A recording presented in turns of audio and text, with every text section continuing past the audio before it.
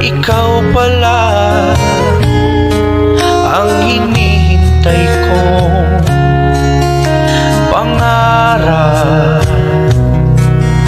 Ngayong kapiling ka at tayo'y iisa, hindi ko hahayaan na sa atin ay may hadlang.